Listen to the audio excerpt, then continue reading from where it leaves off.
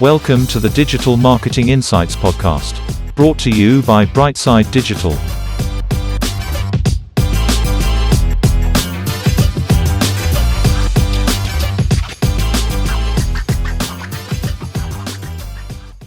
Hi everyone. I'm delighted to say we have Lloyd Cooke here today, who's the Managing Director at Taksu Digital.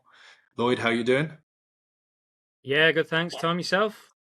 Yeah, very good, buddy. Lloyd, first of all, can you tell everyone about yourself, your career to date, and what you're up to? Yeah, sure. So, been in the digital marketing space for probably, I think, it's coming up to 15 years or so now. I think it was 2007, pretty much straight out of university and diving straight into something internet related, which is always something I kind of wanted to do. And yeah, I'm actually over here in Bali, which is where I'm kind of mainly based. Kind of time between here and up in Hong Kong as well, which is where my business is now based. I used to do a lot more traversing backwards and forwards, but just getting back into the after the pandemic, really, I guess now. But yeah, I was originally based in the UK, up in the northwest mainly, and kind of very much got into SEO originally, back in mid 2000s, and bit of originally it was kind of not even sure what SEO was when I kind of started it. I guess it was kind of just wanted to get to something internet related, and all of a sudden after about 2 or 3 months I realized, right, so this is SEO kind of thing. This is kind of where it's kind of and understood that that was something that was going to grow and grow and become quite kind of lucrative in a way, really, in terms of demand for skills. When I think certain people thought you were doing kind of like black magic at that time on the search engine, kind of that kind of SEO guru and all that kind of stuff, at that time. And obviously now it's very different. It's a much more mature space. It's kind of seen as a staple within digital marketing, and of course it constantly evolves. But yeah, I kind of was based running an SEO department in an agency up in the northwest in the UK, and kind of based in Warrington. But then we had other locations, which was good as well, down in London and over in Dubai and Lithuania as well. So that kind of definitely gave you a bit more of a taste for more international elements. And yeah, after about 7 or 8 years, I kind of felt something for a change and complete change of scenery, and I thought, right, let's go and see what kind of Asia's about in particular. And I think part of that was because really trying to think about where can I add kind of value, and maybe where it's kind of less competitive, or maybe kind of the industry is perhaps slightly behind some other kind of Western countries perhaps. And that wasn't necessarily the case kind of when I moved over, but then I went over to Hong Kong, and started working more client side with more of a kind of like a new financial aggregator company called Compare Asia Group. And the good thing about that is they had different companies in different parts of Southeast Asia in particular, but also Taiwan and Hong Kong, which I guess is more kind of North Asia. And that really kind of started to open the eyes of the different cultures in particular in Asia, and all the not just doing stuff like SEO in those countries, but really understanding how all the cultural elements came in, and kind of affinity for the financial products we were working on as well. So yeah, that was definitely kind of very interested. And then kind of more for personal reasons, I then on holiday in Bali, and then met my wife down here, and thought it was a good idea to kind of stay here, which is something I'm not kind of really regretting at the moment. Don't miss those UK winters too much, and yeah, it's mainly just mosquitoes and rainy season. That's the bit you have to put up with a little bit here, but apart from that, it's nice place to be. But at the same time, there's all the stuff going on in the digital space that's constantly evolving, I guess, that I'm just, like everyone, trying to keep up to date on. So yeah, I guess that's a bit of a summary to start with. Yeah, great summary. And Lloyd, there's a lot of areas you mentioned there, but I suppose we'll double down on your SEO experience and work first and foremost. So do you have any opinions on SEO at its current state? What do you see as the opportunities? If you were looking at a company now, what would be your go-to areas to improve their SEO? I mean, like many SEO questions, quite tough. I always say kind of every website and every business kind of has its own SEO DNA in a way, in that it can be in a certain industry, certain time of the business, targeting certain countries, and all, particularly those elements, all come into the mix where you're then going to work out also what life cycle of the SEO journey, I suppose, they're on as well, to then decide, okay, these are the particular elements and kind of levers, I often call them, that we should look to focus on for that particular website. So I think, it can be, sometimes it can be a new site that has kind of, hasn't really started optimizing its content, or it's a big, large website that then sometimes has to have more technical SEO focus, perhaps. And can get more wins out of setting a lot of technical foundations. Certain industries, of course, most countries still being very Google predominant, of course.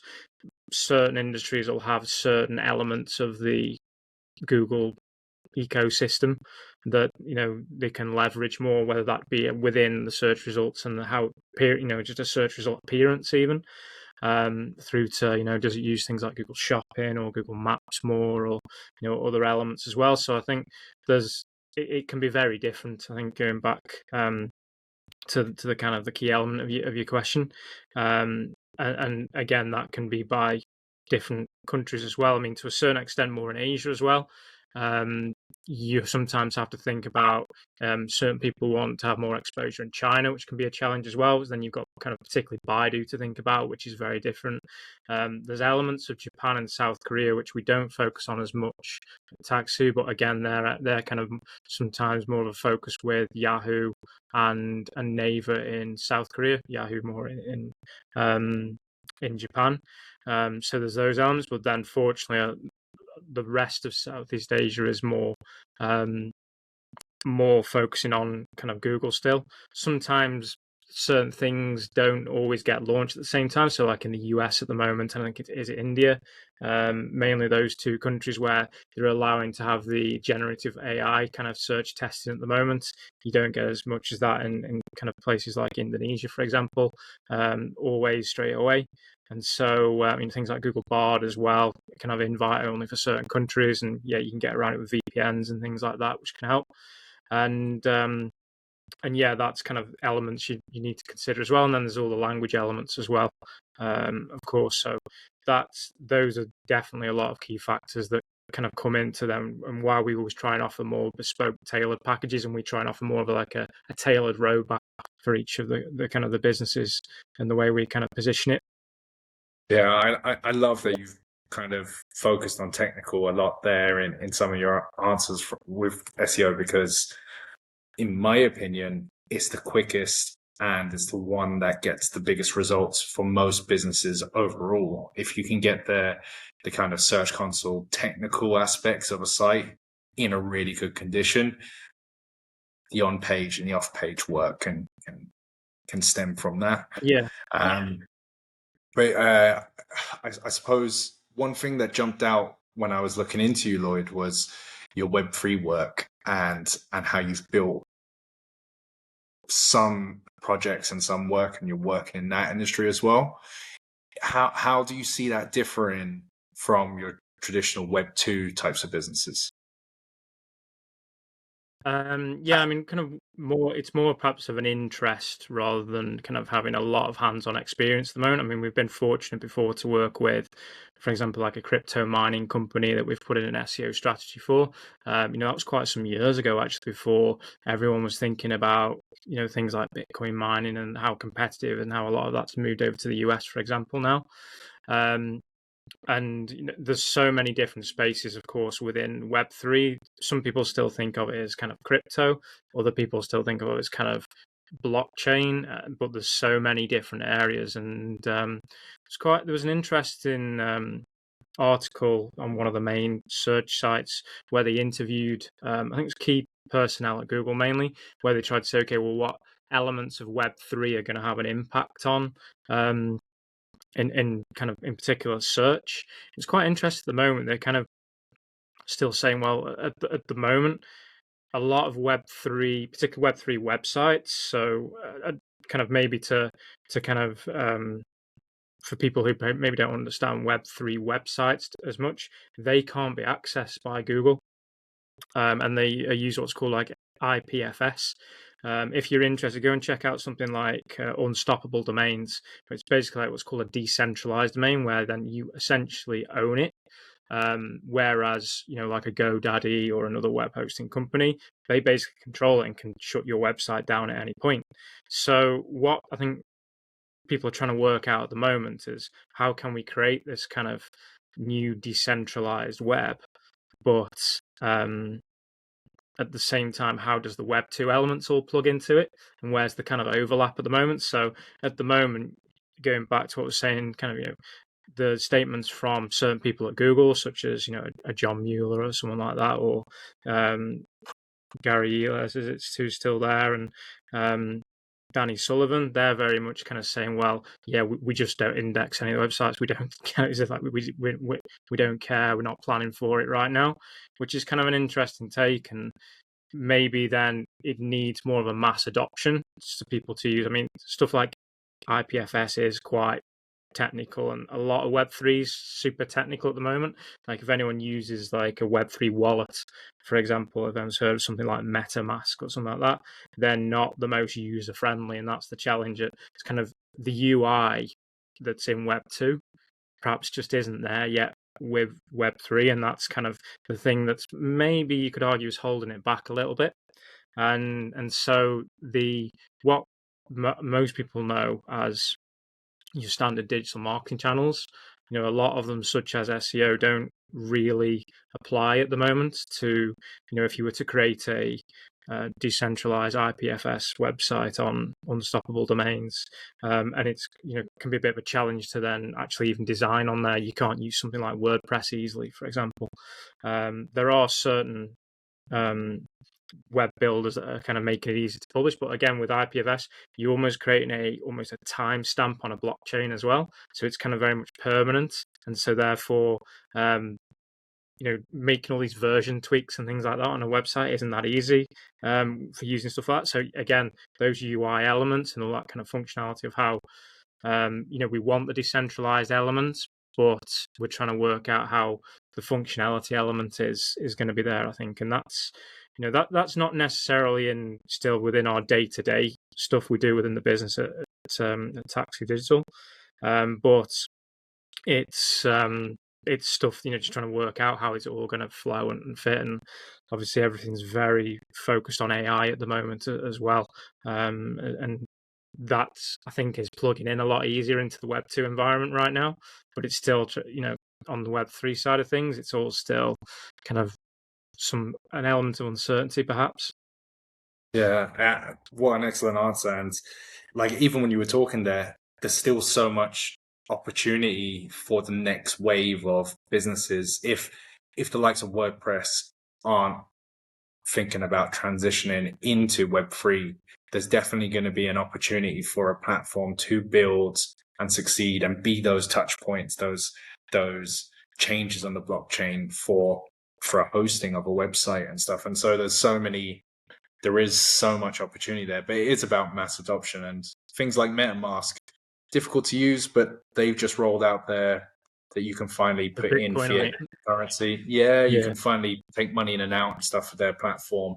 So you can see everyone's still plugging away on that industry, and the concept is very good for decentralized, just from a consumer's point of view. But unfortunately, there's a lot of good and bad people that early adopt, and so you're always fighting bad press and bad people in these spaces and stuff, as well as the good people that have all the best intentions.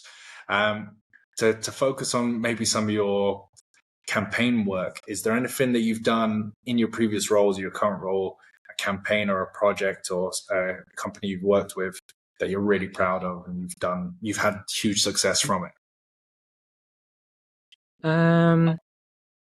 Yeah, it's almost feels like an interview question. That does, is it? Yeah. For a job interview. But I would say it's generally the most satisfying ones, and the ones we managed to achieve, is when we often work with some startups or small businesses who are very much starting, kind of with nothing, or kind of ones that are right. How can we kind of get as much growth or expand as much as we can into Asia? Those ones are always quite interesting. One of the first clients actually we had in kind of when we first launched um, as it used to be called Ignite Digital, but we rebranded it to Taksu Digital because there's about 10 different Ignite Digital because it's such a popular name over in the world, and we kind of committed the SEO sin of not checking if we could actually rank number one for our brand term. But I'm not taking credit for that. That's something I tried to rectify actually. But it was something kind of more in just a niche where a certain kind of older family business within in Singapore in the pest control niche came and said they kind of they want a new website. It's we want to have better presence within organic search. We definitely managed to achieve those pretty quickly within the first kind of 6 months. And we had that kind of client for quite some time, and I guess perhaps just because one of the first ones we had is our kind of new business, it was more satisfying as well. So I think even though that's just a small niche within a certain country for a smaller website, just little things like that, particularly when you work with smaller business and startups, can be quite satisfying. Sometimes easy to get the results because you're in a certain niche. I think maybe another example where it's always more kind of satisfying and where we've managed to achieve things are with kind of particularly SEO migration projects where they're either changing a domain or they're changing the whole website and the hierarchy. And I really like diving into projects like that because you get a lot of technical elements, but at the same time you get all the content elements linking kind of issues and that need to be kind of unwound and work out how we kind of plug it all back into a new website that's going to launch. And of course the key objective is always to kind of ensure no organic search visibility is lost. So there is often typically a bit of a downtime and a kind of through that change for 2 to 3 weeks often we find. But we've worked with a few recently. One with kind of quite a large museum in Hong Kong, for example, where we were able to make sure they had a very minor blip over 2 to 3 weeks where there was just a changeover in indexing really, to then really seeing it kick on and kind of improve. And yeah, we've recently done that with another client in the UK actually as a mortgage company. There was a bit of apprehension moving from a .co.uk to a .com site because they wanted to have a bit more of international presence, which we've deployed other kind of country subfolder focus now.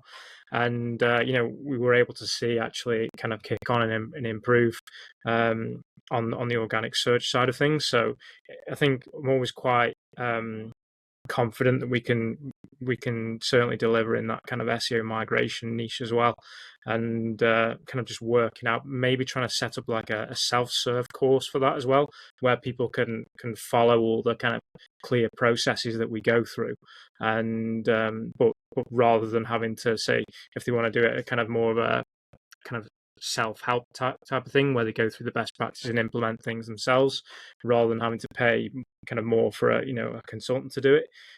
That's the kind of thing we're looking at the moment to launching as part of kind of new products for the business, and that's off the back really of us kind of doing a lot of work in that SEO migration space.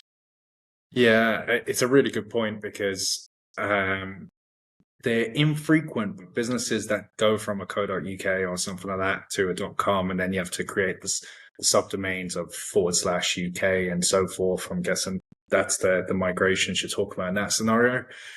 The hardest part of that is trying to minimize that dip from going from a traditionally .co.uk, and I'm sure in that particular scenario you made the /UK site the primary site, I suppose, or even the .com, but maybe the primary site. We did that. And then you made the other countries. Yeah. And then you have the other countries that you add in. And and then there's this huge growth in SEO, and they can't believe it. But there's a lot of trust that's built in there as well.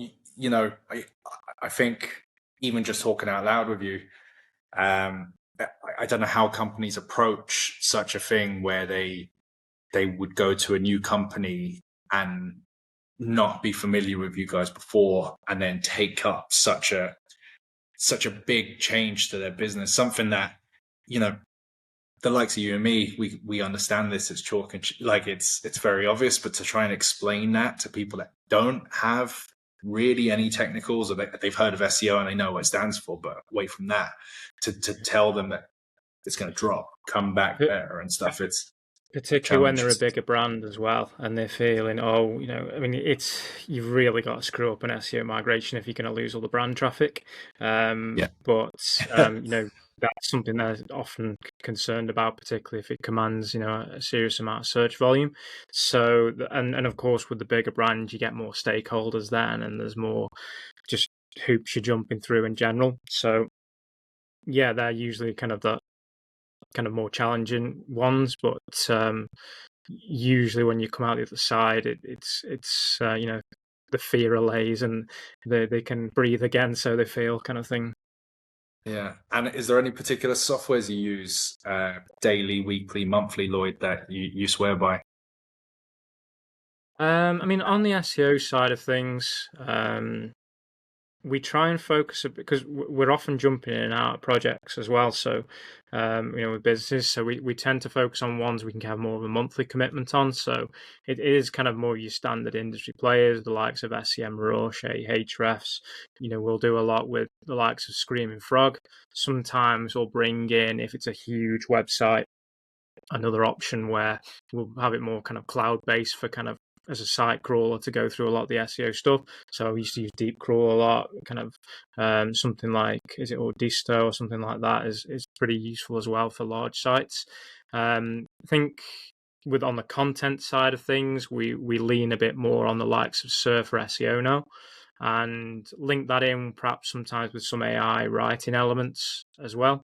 Or sometimes, you know, but we'll still continue to use native English human copywriters as well as a blend, because, you know, there are risks against just having a pure AI content strategy as well. So I think, you know, they're the ones on the SEO side in particular. For because we do a lot of web projects, more so in WordPress as well. So we'll have pretty much a set stack that we go to in WordPress. I think we prefer Elementor now more as a kind of a builder.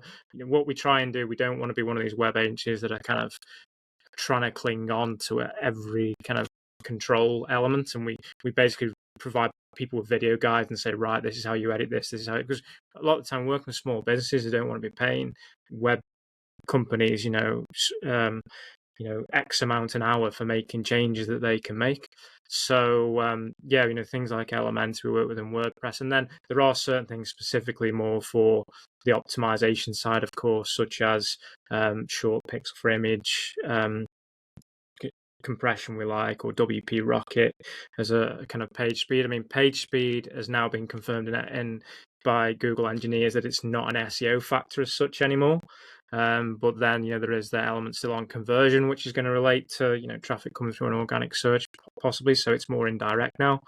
But at the same time, you know, there's other things we include on the security side of things. I mean, that's, again, people think, oh, we can't use WordPress, we'll get hacked, and that's a kind of standard, often misconception. So yeah, there'll be a stack we go to there. And then, yeah, I mean, not wanting to kind of bore people too much about software, I think my kind of traits and running a business has always been, you've kind of got to be organized and you've got to have processes in place, particularly when you're running teams in different countries and remote. And obviously that's pretty much what everyone's doing these days. And so, again, people say, oh, yeah, you use Trello, I know Slack and these kind of things. And everyone it's the day-to-day life of a lot of people now. And these kind of things are critical, you know, which is the main two we use. Trello more on the strategy, project management side of things, communications more through Slack, and we get the clients to kind of set up and have their own workspace or have a shared channel as well. The ones we're still dealing with on email, things generally aren't as fluid, and so we always try and have that balance between that kind of quick flowing of communications, but also certain audited communication accountability as well.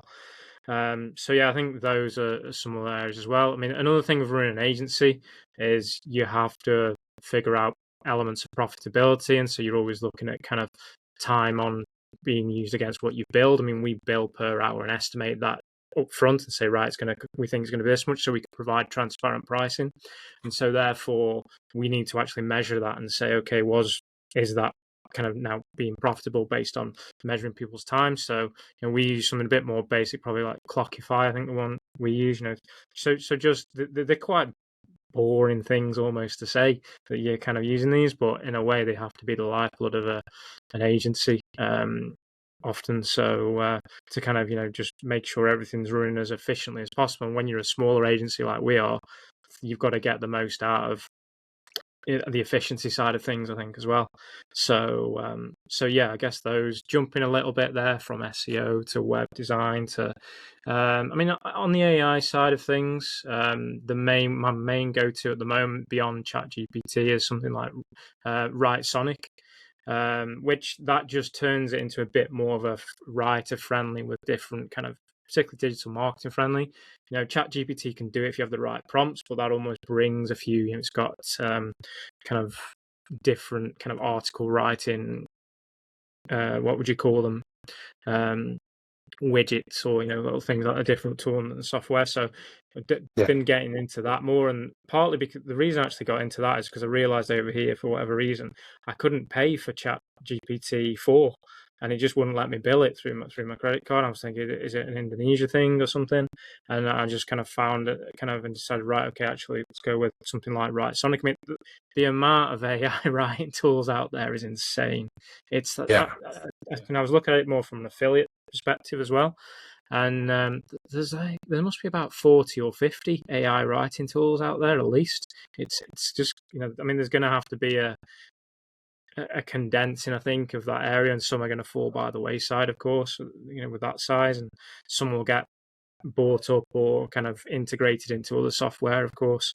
And yeah, it'd be interesting to see how that all works. But of course, everyone's going on about all the AI stuff at the moment, and yeah, certain businesses are having certain resistance to it, and others are embracing it, I guess, and eventually it'll be the latter. Yeah, I'm a huge advocate for Sonic, pretty much for the reasons you mentioned there. But yeah, is there anywhere where you go for new insights or information, Lloyd? Like, you're obviously well versed in the Google updates and following the right people in Google in itself. Yeah, I mean, again, it's particularly when you're running a business and you've just got loads of different things flying at you, you're always trying to work out how do you get that information and stay up to date as efficiently as possible. So the one I like on the search side is that search video recap, and I've followed that for years on Search Engine Journal, where they just kind of give you a roundup that comes in, and I just have that coming into my email. But also what I like to do through Slack is bring in quite a few RSS feeds into my own private inbox. What I like to do in particular for more kind of trying to get the information to come to you is I like to set up Google Alerts and then turn them into an RSS feed and then have them in as an XML feed coming into Slack. So then there's just certain things I want to keep on that's with certain keywords or from a certain site or from a certain collection of sites. And then I've kind of, it almost feels like they're almost a bit more old school now, the kind of RSS feed readers. There doesn't seem to be as many of them anymore, and I just kind of realized, I can just feed it all into Slack. And of course, using the Google Alerts just helps bring it all to you rather than you having to go out and search for it each time. And you can kind of pick it up as and when you have time amongst all the other plates spinning, I guess. So yeah, I think those are definitely my two kind of go-to areas more on the search, and then just general, if I want to learn. Another one actually is a bit of a tip just for AI stuff and stuff that's just going on in the future probably is one I've started reading on more of an email subscription. Of course, there's quite a few you can get. There's one called Future Loop that I recommend, which is worth checking out. I think you can go to the website and then sign up and just get it coming through your inbox. And there's a lot of AI stuff being mentioned there, but it's not just digital marketing. It's just kind of, it actually breaks it down by different industries, actually what's going on here and what's this breakthrough is and things like that. So that's feels like a nice way to kind of future-proof things. And then perhaps I do have a few kind of other specific newsletters that are more kind of specifically crypto focused, because I'll kind of generally like to keep up to date on all that kind of stuff going on with that, and perhaps YouTube as well, and on subscriptions. Yeah. Brilliant. Yeah, like the Milk Road and Morning Minute and stuff, I'm guessing, for the crypto space. And what would you see as the biggest opportunity in the digital industry as a whole at the moment, Lloyd? Like, what do you think businesses listening in, you could say, okay, this is an area, I know different industries and different facts and stuff, but what do you see as the biggest opportunity in digital right now?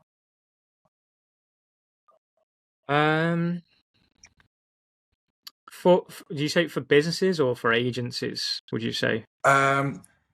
Either. I would probably say businesses really, rather than the agency side of things for this question. Well, actually, I mean, an overlap for both sides. It is definitely that. Just don't underestimate how much kind of AI can help you make more efficient and automate certain things. And I'm kind of taking a new email marketing course, for example, to learn more about that, and they've just taken me through how they're feeding in personas of people that then and it will then write specific emails, for those kind of personas and things like that. So it's kind of with the kind of off from the ChatGPT side, it feels like for those who maybe aren't as into it at the moment, although I'd imagine most of your audience are, it's kind of it feels a bit like Excel almost back in the day, so to speak, where if you don't use the right formulas, you don't get the best out of it. And so it's the same with kind of something like ChatGPT. You almost don't realize the kind of things you can kind of tell it and ask it to do, and kind of until you start coming up with the right prompts and the right formulas, and then you'll get the best out of it. And so, I think particularly any small business probably doesn't even realize how much it could really help them until they really start diving into it and using it on a daily basis. Almost going back to the Excel, you only retain that knowledge in Excel if you use it on a daily basis, and it's probably going to be the same with AI in terms of, I was using this and asking it this last week, and now I can remember to do this, and this. So I think there's those kind of elements that you'll have. I mean, in terms of kind of other elements that businesses might need to understand. I mean, how in digital marketing and search in particular, of course, is more of my focus. It would be trying to think about how are people just continuing to change the behavior on the search side. So, in terms of using things like Google Bard, and then when generative AI search comes in more into the standard Google interface across more countries as it rolls out, how is that kind of consumer looking to find a product or service that a business is offering? How is that potentially going to change? What's the balance between people who will use maybe just ChatGPT? Will search volume decline in certain industries in Google? And therefore, have you got to apportion your budget accordingly, based on where conversions will come from? How are you going to track all your conversions that maybe come from AI? Whilst ChatGPT doesn't provide links per se, you've got other tools such as ChatSonic that does, and Bing, of course, within kind of their Bing chat, that then provides you with links as well. So how are you kind of going to track those things in terms of understand the attribution, the conversion, which is kind of almost like semi-search, but within, of course, the chat AI interface and environment. So, I think there's some of those kind of elements are definitely something to business will need to be considering within the digital marketing strategy and mix going forwards. Yeah, that's some really interesting points there. Lloyd, I could talk to you all day, but unfortunately, I have to ask you the last question of the show, which is if you could boil up one personality trait that you have yourself, Lloyd, that you could pass on to others, what would it be? Um, I mean, I think it's just general, particularly if you want to look to start a business or be an entrepreneur or just run a department or just generally into more of a managerial position, then you've generally just got to be my organization and process skills and kind of that's definitely I guess an area that I guess where I'm kind of the strongest. And um, I guess combined with that, I know I'm moving on and probably creating a few bottles here, but perhaps just more around just general transparency and humbleness as well. I think is important. If you're running a business and you're in face of a business as well, I'd say those elements are kind of important, as long as managing and coaching your staff. Probably another area where sometimes you think, oh, you're too organization and process driven. You've still got to think of that, those hygiene elements as well. That whole classic left brain, right brain elements. Sometimes it's difficult to get that balance. So yeah, I guess probably gone beyond your question there and kind No, of it's given good. you a few different models, but yeah, that's what I'd say. Yeah, it's a great answer, though. That's it. Lloyd, thanks so much for doing the show. If people want to reach out to you, find you, how can they find you? Yeah, I mean, I guess mainly on LinkedIn. Our business website, of course, if they want to get in touch there, is taksudigital.com. Yeah, I guess those are the main areas right now. Trying to set up a couple of other websites, particularly to be a bit more kind of Web3 and crypto focused going forwards. So I guess anyone's interested on the crypto side, looking at more marketing specifically for crypto space and launching a brand called presencingcrypto.com. So yeah, trying to put a bit more articles, and that's very much in its infancy though. We've only just started posting on that kind of publication. So I guess those are the main areas. And yeah, I guess if anyone's particularly interested in getting some insights, particularly on the Asia side of things within digital marketing, then happy to just jump on a LinkedIn message or even a quick call. And sometimes people do reach out and do that when they're looking at certain markets as well. So yeah, happy to do things like that too. Love it, Lloyd. Thanks so much for doing the show. Thanks everyone for listening, watching, and everything else.